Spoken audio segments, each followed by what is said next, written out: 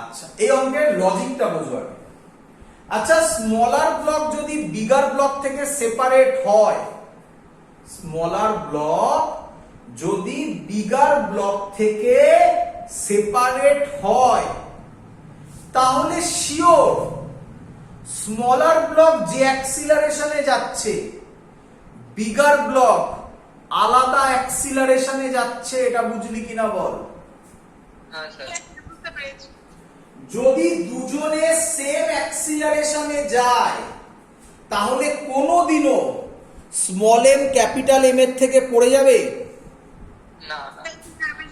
তার মানে নিঃসন্দেহে স্মল এম A1 এ যাচ্ছিল, আমি জানি না A1 কত, আমাকে বার করতে হবে, আর ক্যাপিটাল এম A2 তে যাচ্ছিল।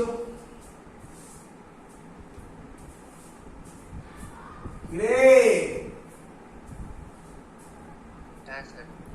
আচ্ছা, এবার ধরি late at time t they separates,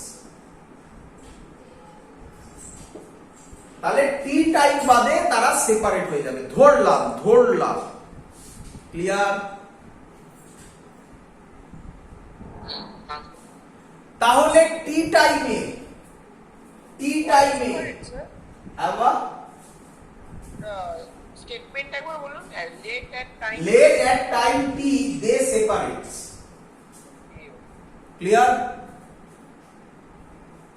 তাহলে টি টাইমে স্মল এম ব্লক যাবে vt, formula actually ut, but v স্পিডে যাচ্ছিল বলেছে, vt plus half a1 t square. বল বুঝলি কিনা? s is equal to ut plus half a t square use করেছি, u এর জায়গায় v বসিয়েছি কারণ প্রথমে সবাই v তে যাচ্ছিল। হাফ a1 কারণ ধরেছি স্মল ব্লক a1 এর ভ্যালু জানি না এখনো, t স্কয়ার তো ধরেছি, মানে অনেকগুলো ধরা আছে, a1 ও ধরা, t ও ধরা। বল বুঝলি কিনা? বল আমাকে তাহলে বিগার ব্লক কতটা যাবে? vt প্লাস হাফ, বল হাফ a2 t স্কয়ার, মানে যদি সেপারেট হয়ে যায় a2 t স্কয়ার। ক্লিয়ার? এবার সবথেকে ইম্পর্টেন্ট লাইনটা আসছে, এটা বুঝে গেলে অঙ্ক শেষ। ভালো করে শুনবি। টি টাইমে ক্যাপিটাল এম ও এগোবে, স্মল এম ও এগোবে। ক্যাপিটাল এম এতটা এগোবে, স্মল এম এইটা এগোবে, বাট দুজনকে সেপারেট হতে গেলে স্মল এম কে এগোতে হবে ক্যাপিটাল এম যতটা এগিয়েছে ততটা প্লাস এল। বল এটা বুঝলি কিনা?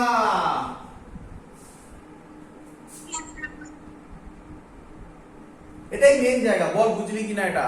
হ্যাঁ স্যার, বুঝতে তো হতে পারে, মানে ক্যাপিটাল এমটা যতটা এগোবে স্মল এম এর থেকে কম, মানে স্মল এমটা কম এগোবে। তাহলে তো স্মল এম কি করে হবে? স্মল এম তাহলে এই দিকে পড়ে যাবে, দুজনে তো একই দিকে যাচ্ছিল।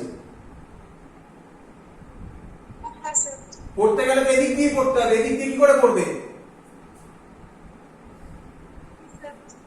ক্লিয়ার? ব্যাস, মেন কাজ শেষ। এস এম এর জায়গায় বসাবো vt plus half a1 t square is equal to, capital M এর জায়গায় বসাবো vt plus half a2 t square plus l। vt কেটে যাবে, স্যার এস এ মানে এলটা তো সেম হচ্ছে, তাহলে কি সেম হবে মানে জাস্ট তখন পড়বে, তার থেকে বেশি তো আমি ক্যালকুলেট করতে পারবো না। না, তার থেকে কত বেশি আমি কি করে বলবো? জাস্ট পড়বে। ক্লিয়ার? মানে এরকম টাইপের ছবিটা হবে, এরকম টাইপের ছবিটা হবে। বল বুঝলি কিনা?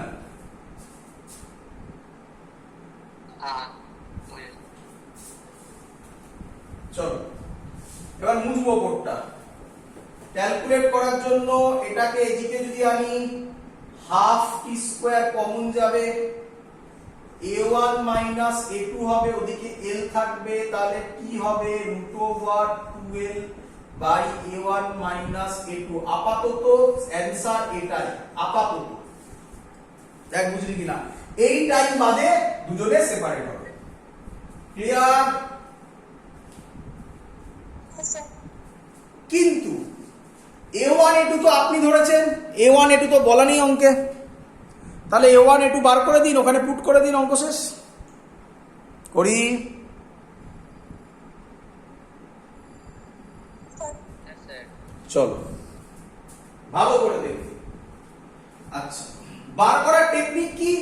টেকনিক স্যার কিছুই নয়, ফ্রিকশনের ডাইরেকশন করুন, ফ্রি বডি ডায়াগ্রাম করুন, ইকুয়েশন করুন, অঙ্ক শেষ। একই লজিক বারবার। ফ্রিকশনের direction, free body diagram, equation, ফ্রিকশনের direction, free body diagram, equation. চলো ফর্মুলাটা মনে রেখো, আমি পরে বসাবো লাস্টে। দেখো একটা একটা করে করবো। প্রথমে স্মল এম এর ফ্রি বডি ডায়াগ্রাম। চলো, স্মল এম এর নিচে এমজি, উপরে N1। বলো সবার ক্লিয়ার কিনা? হ্যাঁ স্যার স্মল এম কোন দিকে যাচ্ছে? এদিকে যাচ্ছে A1 অ্যাক্সিলারেশন। স্মল এম যদি এদিকে যায়, ক্যাপিটাল এম ওকে যেতে দেবে? তাহলে ক্যাপিটাল এম এদিকে একটা ফোর্স লাগাবে, তার নাম কাইনেটিক ফ্রিকশন, কারণ মুভ করছে, পরিষ্কার বোঝা যাচ্ছে কাইনেটিক ফ্রিকশন। Fk1 নাম দিলাম, কারণ এবার ফ্রিকশন আলাদা আলাদা হবে। Fk1 যদি নাম দিই, আমি ইকুয়েশন লিখব Fk1, সরি, ফ্রিকশনের ফোর্সের ফর্মুলা হয় Fk1 -ma1। এটা ফোর্সের ফর্মুলা, মিউ এন করিনি এখনো, পরে করব।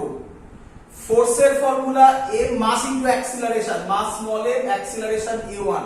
মাইনাস কেন দিলেন স্যার? অ্যাক্সিলারেশন এদিকে, ফোর্স এদিকে কাজ করছে, অপোজিট ডাইরেকশন। বলো বুঝলে কিনা? হ্যাঁ স্যার f এর ফর্মুলা কি এক্ষুনি করেছি, মিউ বাই 2। এই যে মিউটা দেওয়া আছে, মিউ বাই 2 mg, m মানে এখানে mg is equal two minus m a1। mm কেটে গেল, তাহলে a1 বেরিয়ে গেল মাইনাস মিউ বাই 2g। একটা তো বেরিয়ে গেল, a1 এর ভ্যালু তোমার সামনে চলে এলো এত সহজে। ক্লিয়ার?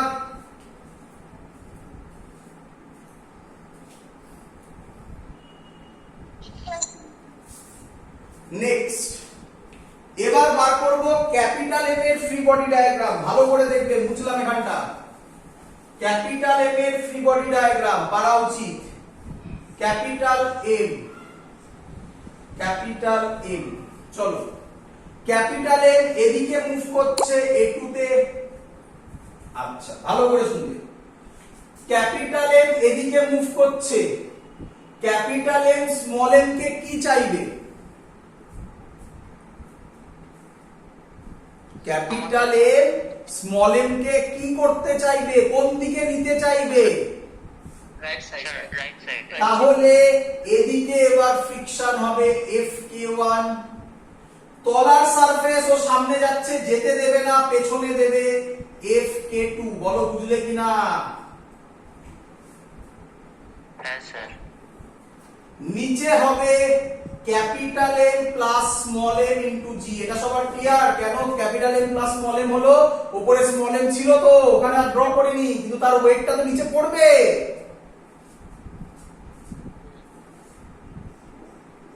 এটা হবে n2। বলো সবার ক্লিয়ার কিনা?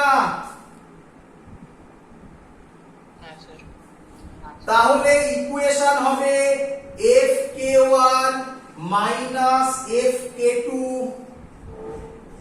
Is equal two ma2। বলো ক্লিয়ার কিনা?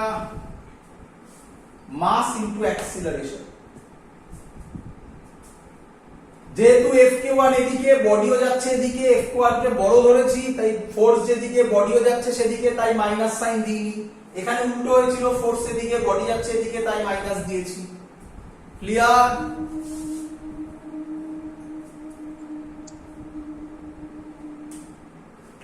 ক্লিয়ার? হ্যাঁ স্যার। হ্যাঁ স্যার Fk1 এর ভ্যালু এই যে বার করা আছে, μ2 mg, mu by 2 mg। Fk2 কত হবে তোমরা বলো তো? Fk2 মিউ আছে এখানে, বলো কত হবে? মিউ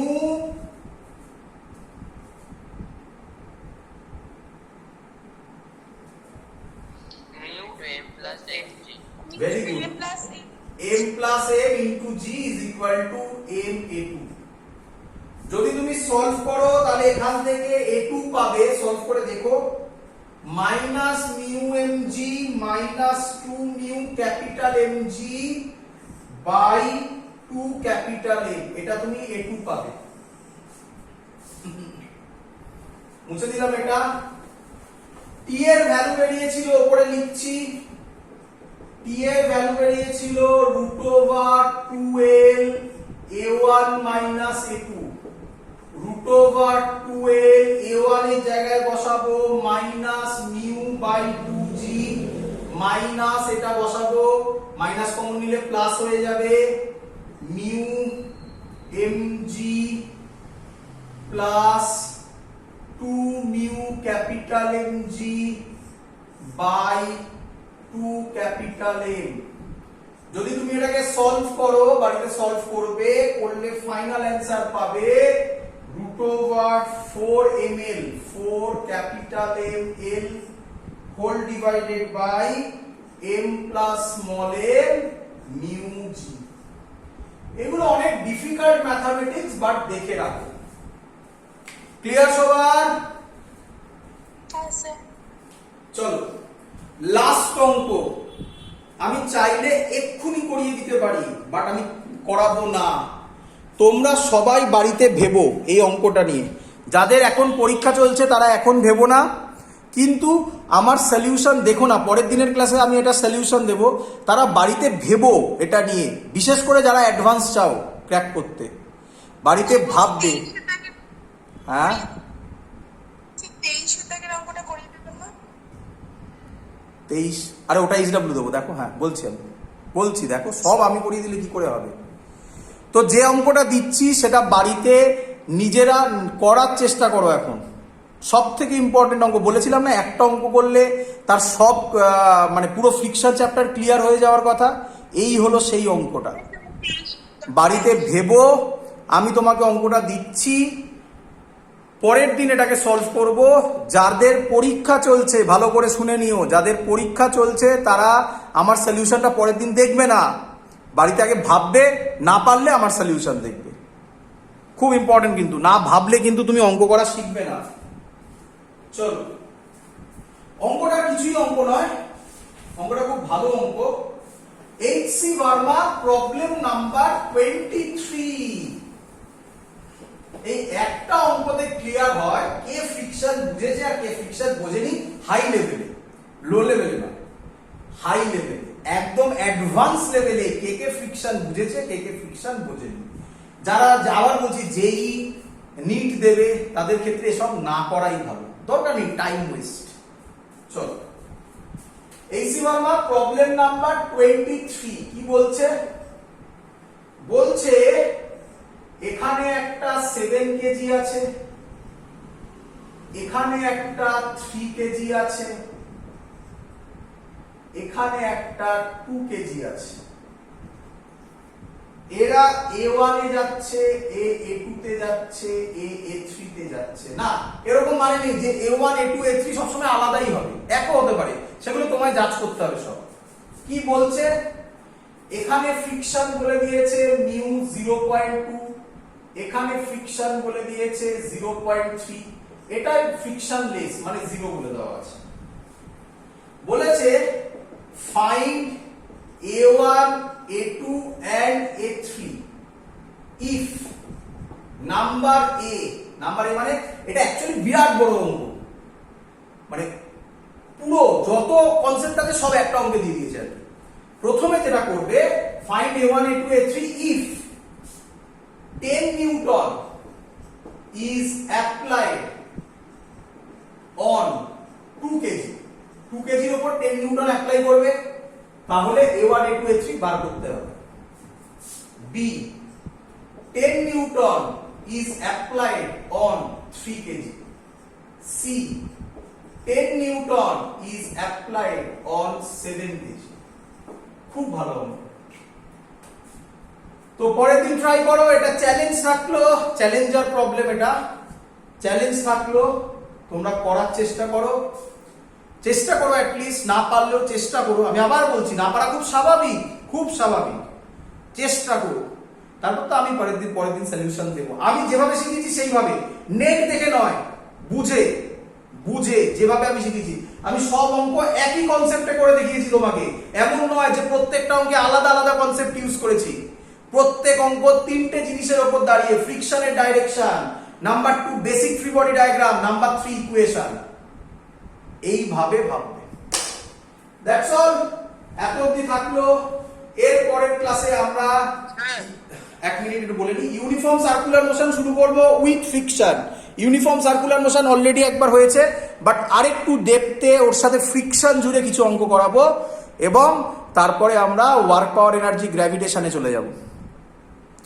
দ্যাটস অল, এত অবধি থাকলো। বলো বাবা, কি বলছো?